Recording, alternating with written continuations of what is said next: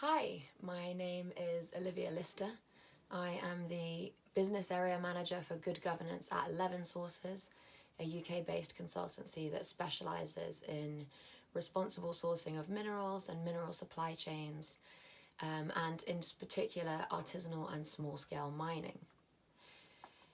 In this lecture, I'm going to focus on the gendered impacts of COVID-19 on women in artisanal and small-scale mining communities.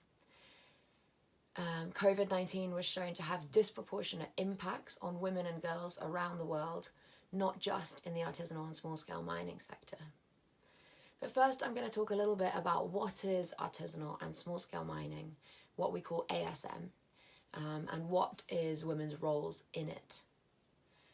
As you've heard in another lecture, ASM is a type of mineral extraction that generally uses rudimentary or traditional, less mechanized techniques.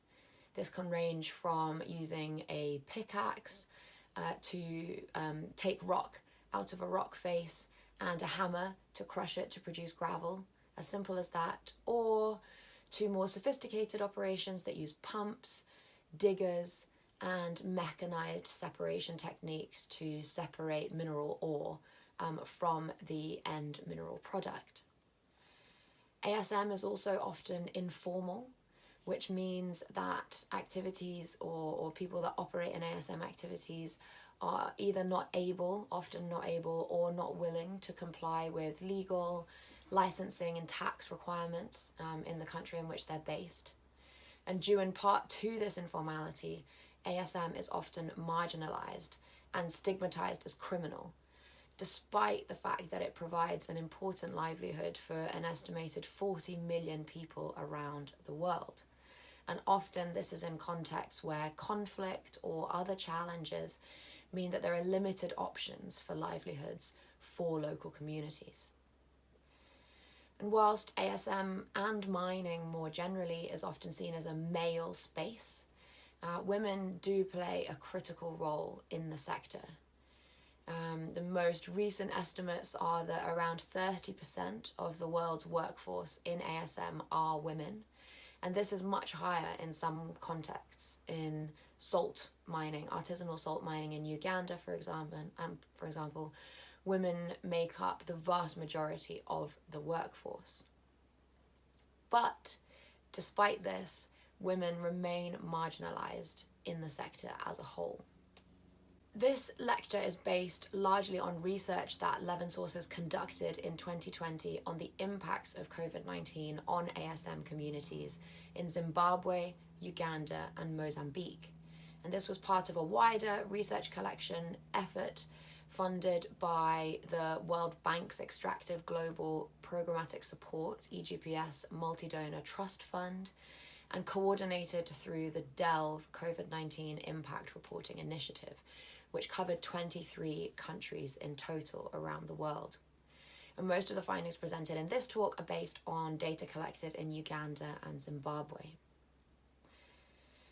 The main finding with regards to women in ASM and the pandemic was that COVID-19 exacerbated existing inequalities in the ASM sector. Before we start, it's important to say that both women and men were impacted and experienced significant negative impacts due to COVID-19. And what I'm not doing is looking to present a full gendered analysis of the situation and of these impacts, but rather the presentation looks to tell the stories and present some more qualitative data on the women who participated in our research and how they were impacted by the pandemic. And we'll end by drawing out a few key conclusions and implications for women in ASM going forward. So the main findings that we found on the impacts of COVID-19 on ASM communities, in particular the gendered impacts, they all could be categorized or characterized by an increased lack of access for women.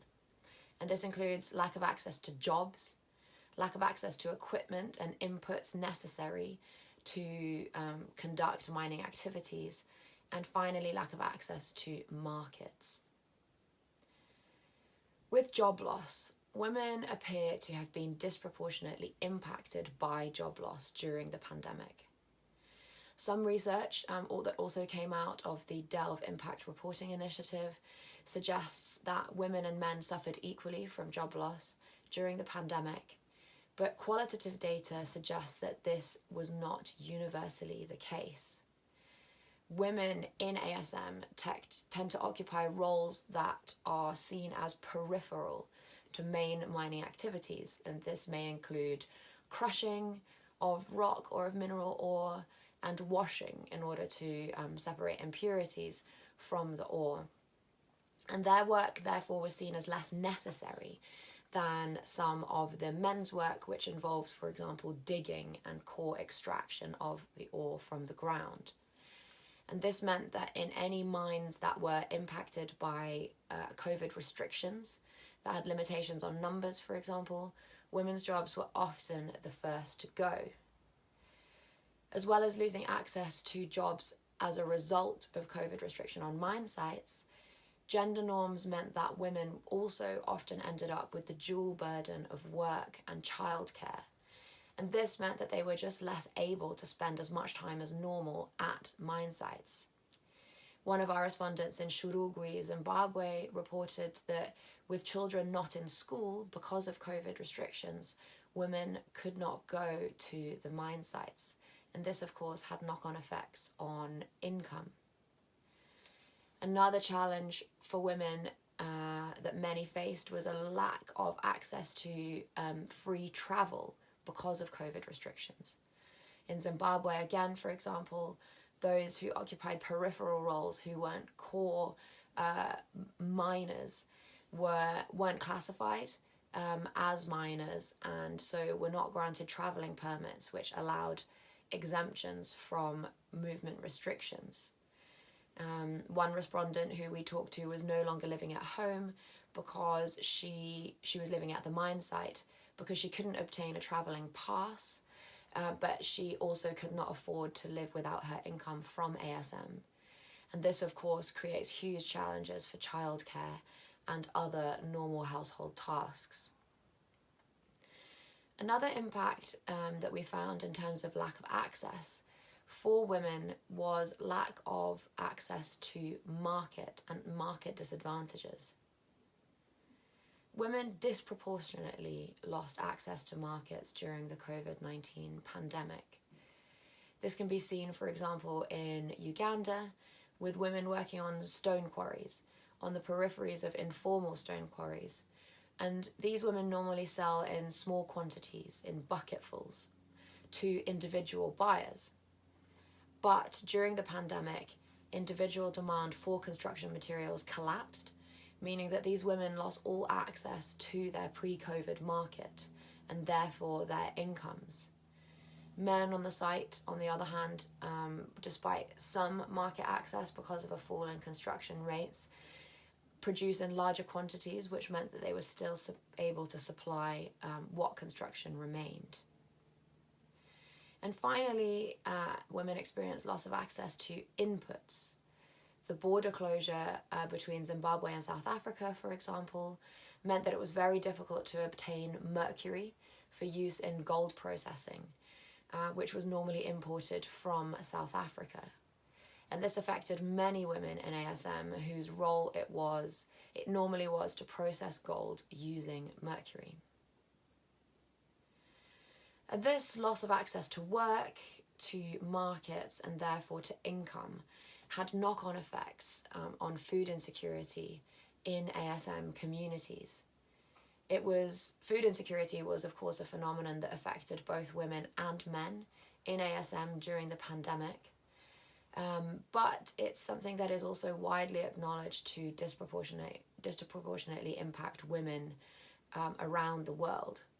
In our research, the proportion of female respondents who reported to their household skipping meals during the pandemic was significantly higher than the proportion of male respondents who reported the same thing.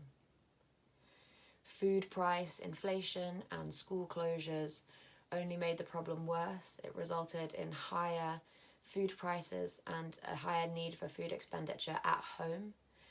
And this disproportionately impacted women who, because of existing gender norms, are often responsible for household expenditure. Combined with lower incomes, this of course constituted a significant strain on household resources. And finally, we found that COVID-19 and related social restrictions also had a negative impact on women's health.